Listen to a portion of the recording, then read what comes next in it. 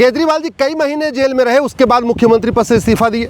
मनीष सिसोदिया जी कई महीने जेल में रहे, फिर इस्तीफा दिए। नवाब मलिक साहब कई महीने जेल में रहे, फिर इस्तीफा दिए। सत्येंद्र जैन कई महीने जेल में रहे, उसके बाद मंत्री पद छोड़ा। लेकिन अब केंद्र सरकार कानून बना रही है कि जो व्यक्ति 30 दिन जेल में रहेगा उसको अपना मंत्री पद छोड़ना पड़ेगा, मुख्यमंत्री का पद छोड़ना पड़ेगा। वो प्रधानमंत्री हो, उप प्रधानमंत्री हो, उप मुख्यमंत्री हो, कुछ भी हो, उसको अपना मंत्री पद छोड़ना पड़ेगा। मैं इसके लिए माननीय प्रधानमंत्री जी को, गृह मंत्री जी को और पूरी सरकार को धन्यवाद देता हूँ कि उन्होंने एक ऐसा कानून बनाया है जिसके कारण ये जो अपराधी जो लगातार जेल में बैठे रहते हैं, इसके बाद भी मंत्री पद बने रहते हैं, जेल से ही अपना पूरा मंत्रालय चलाते रहते हैं, मंत्री के रूप में वेतन भत्ता गाड़ी बंगला लेते रहते हैं, कम से कम अब उनको 30 दिन के बाद अपना पद छोड़ना पड़ेगा। 30 दिन का समय बहुत पर्याप्त होता है।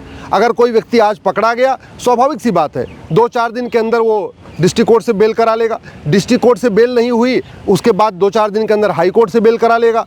अगर हाई कोर्ट से भी बेल खारिज हो गई तो सुप्रीम कोर्ट आके अपनी यहाँ से बेल करा सकता है।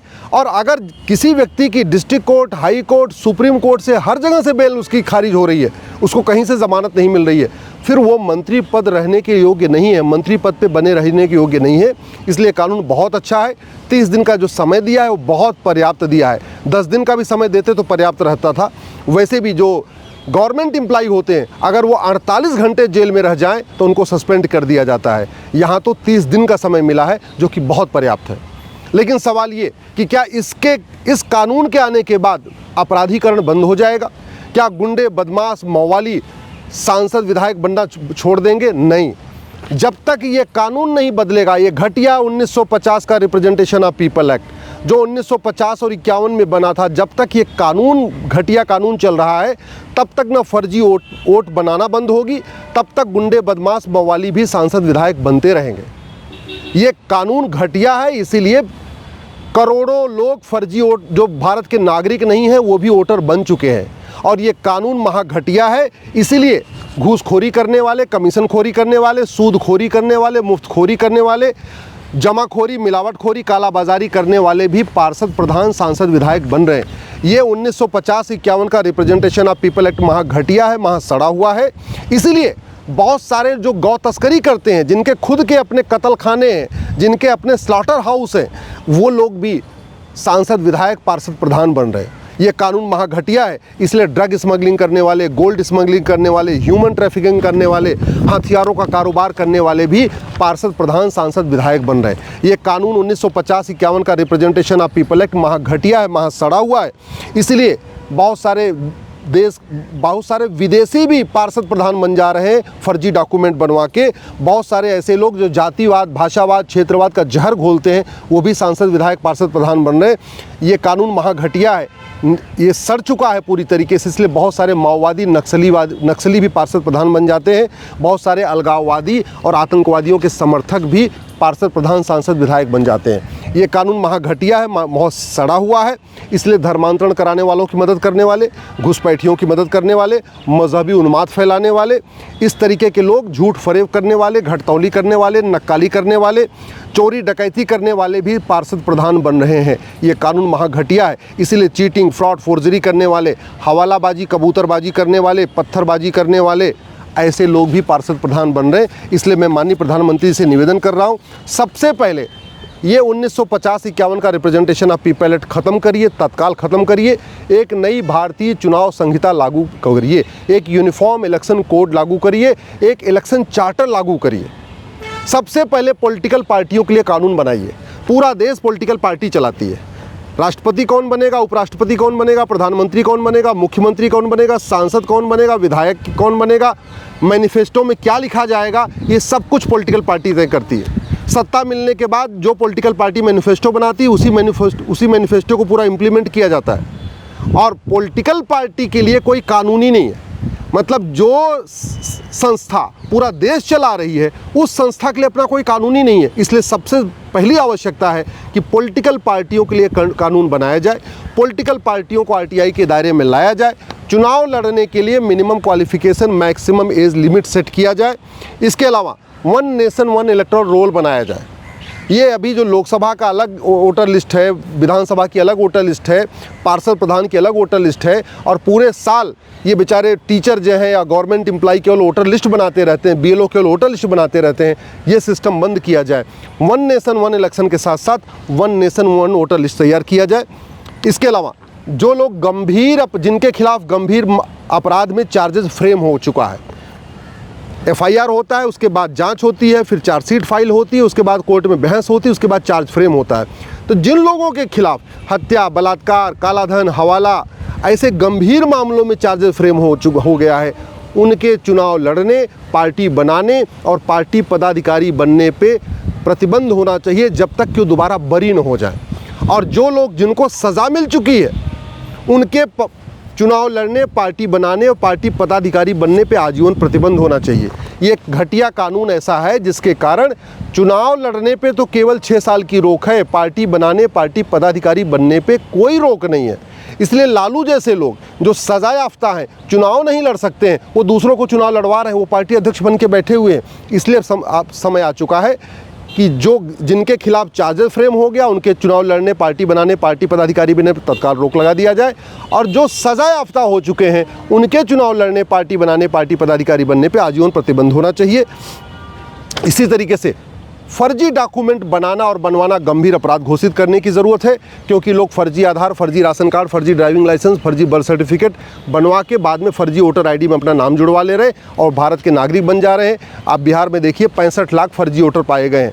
ये पूरे देश में कितना आंकड़ा होगा इसको खुद कल्पना कर सकते हैं। उसका मूल कारण ये है कि फर्जी डॉक्यूमेंट बनाना और फर्जी डॉक्यूमेंट बनवाना गंभीर अपराध नहीं है। ऐसे लोग जो फर्जीवाड़ा करते हैं, फर्जी डॉक्यूमेंट बनाने में मदद करते हैं, इनके खिलाफ भी गंभीर कठोर कार्रवाई की ज़रूरत है। ऐसे लोगों के लिए भी चुनाव लड़ने, पार्टी बनाने, पार्टी पदाधिकारी बनने पे प्रतिबंध लगाने की ज़रूरत है। मैं माननीय प्रधानमंत्री से ये भी निवेदन करूंगा, जो नई चुनाव संहिता बने उसमें ये सिस्टम लागू किया जाए कि जो स्पेशल इंटेंसिव रिवीजन होगा, SIR होगा, ये हर चुनाव के पहले होगा। जब चुनाव होगा उसके 6 महीने पहले से, 1 साल पहले से SIR शुरू होगा। और अगर लोकसभा का चुनाव है तो पूरे देश में SIR होना चाहिए, विधानसभा का चुनाव है तो विधानसभा उस राज्य में SIR होना चाहिए, लोकल बॉडी का चुनाव है तो भी होना चाहिए, लेकिन बिना SIR के कोई भी चुनाव नहीं होना चाहिए। ये भी एक जो नया कानून बने उसमें ये व्यवस्था होनी चाहिए। इसके अलावा पार्षद प्रधान की रोल्स और रिस्पॉन्सिबिलिटी तय करने की ज़रूरत है। कहीं कागज़ में लिखा ही नहीं है कि पार्षद को क्या क्या काम करना है, प्रसाद को और प्रधान को क्या क्या काम करना है। पार्षद प्रधान केवल यही काम कर रहे हैं, चुनाव लड़ने, जैसे चुनाव जीत रहे हैं उनका एक ही टारगेट है कि कैसे करके फॉर्च्यूनर खरीद लें, कैसे बोलेरो खरीद लें और स्कॉर्पियो खरीद लें। कुल मिला के गाँव की, समाज की, जितनी ग्राम समाज की ज़मीन है उसको पट्टा कर करके पैसा बना रहे हैं और अपना घर बड़ा बड़ा बना रहे हैं, आलीशान महल बनवा रहे हैं। ये भ्रष्टाचार के खिलाफ कठोर कानून की ज़रूरत है। ऐसे MLA और MP की रोल्स और रिस्पॉन्सिबिलिटी तय करने की ज़रूरत है। मिनिमम अटेंडेंस होनी चाहिए, प्रत्येक MLA MP के लिए 75% अटेंडेंस अनिवार्य होनी चाहिए। प्रत्येक MLA MP के लिए हर सत्र में जितने सेशन हो विधानसभा लोकसभा के, उसमें कम से कम एक प्राइवेट मेंबर बिल पेश करना अनिवार्य होना चाहिए। हर MLA MP के लिए अनिवार्य होना चाहिए कि वो 0 आवर में, क्वेश्चन आवर में अपने क्षेत्र की, अपने राज्य की समस्या ज़रूर उठाएं। अगर जो नहीं उठा रहा है उसको नो वर्क नो पे का सिस्टम लागू करना चाहिए। भाई काम नहीं तो वेतन नहीं। अगर आप 0 आवर में सवाल नहीं पूछ सकते, क्वेश्चन आवर में सवाल नहीं पूछ सकते, प्राइवेट मेंबर बिल नहीं पेश करते, तो किस बात के आप सांसद, किस बात के आप विधायक? फिर ऐसे लोगों का वेतन भत्ता काटना चाहिए, इनको फिर पेंशन नहीं मिलनी चाहिए। इसलिए नो वर्क नो पे का सिस्टम सांसदों, विधायकों, पार्षद प्रधान पे भी लागू होना चाहिए। एक सबसे ज़रूरत इस बात की है कि जो पार्लियामेंट का सेशन है और विधानसभा का सेशन, जब तक हमारे कानून सबसे अच्छे नहीं बन जाते दुनिया में, तब तक 6 सत्र बुलाना चाहिए। 1 महीने का सेशन चले, 1 महीने की छुट्टी, 1 महीने का सेशन, 1 महीने का मतलब 1 महीने पार्लियामेंट चले रेगुलर, उसके बाद 1 महीने अपने अपने सब क्षेत्र में चले जाएं, फिर 1 महीने। तो अल्टरनेट, अगर हम हर अल्टरनेट मंथ इसको सेशन चलाएंगे, तब जो भारत के घटिया कानून चल रहे हैं तब उन पे चर्चा हो पाएगी, तब वो कानून बदल पाएंगे। जो अभी जो पार्लियामेंट का 3 सेशन चल रहा है, ये 3 सेशन के रहते हुए हम अपने प्रत्येक सिस्टम को दुनिया का सर्वोत्तम सिस्टम नहीं बना सकते, अपने कानूनों को, सभी कानूनों को नहीं बदल सकते। इसी तरीके से जो ये हमारा भ्रष्टाचार है, इसको जघन्य अपराध घोषित करने की ज़रूरत है, इसको देशद्रोह घोषित करने की ज़रूरत है, इसको वेजिंग वॉर डिक्लेयर करने की ज़रूरत है। अल्टीमेटली आज की डेट में राजनीति सबसे फ़ायदेमंद धंधा बना हुआ है। यहाँ लोग 5 करोड़ लगा रहे हैं और 50 करोड़ कमा रहे हैं। साउथ में तो पार्षद प्रधान में भी लोग 20-20 करोड़ रुपए खर्च कर दे रहे हैं। क्यों? क्योंकि उसके बाद तो फिर वो मोटा कमा ले रहे हैं। ये 10 गुना जो फ़ायदेमंद धंधा बना है, इसको रोकने का एक ही तरीका है, भ्रष्टाचारियों की 100% संपत्ति जब्त करने, नागरिकता ख़त्म करने, आजीवन कारावास फांसी देने के लिए कानून बनाया जाए। और ये जो तारीख पे तारीख वाला सिस्टम है, 2G घोटाले का अभी तक मुकदमा चल रहा है, कॉमनवेल्थ घोटाले का आज तक मुकदमा चल रहा है, जस्टिस विद इन ईयर लागू किया जाए। इसलिए मैं माननीय प्रधानमंत्री से निवेदन कर रहा हूँ, इलेक्शन रिफॉर्म के ऊपर पूरा काम करें। इस 1950 और 51 में बने हुए रिप्रेजेंटेशन ऑफ पीपल एक्ट को बदलें, एक नया इलेक्शन कोड बनाए, एक नई भारतीय चुनाव संहिता बनाए। और जो मैंने सजेस्ट किया है, इसके ऊपर बहुत सारी PIL चल भी रही है, उसके हिसाब से ऐसी व्यवस्था करें जिससे ये गुंडे, बदमाश, मवाली, माफिया जो पार्षद प्रधान बन रहे हैं, ये न बन पाएँ और अच्छे लोग राजनीति में आएँ।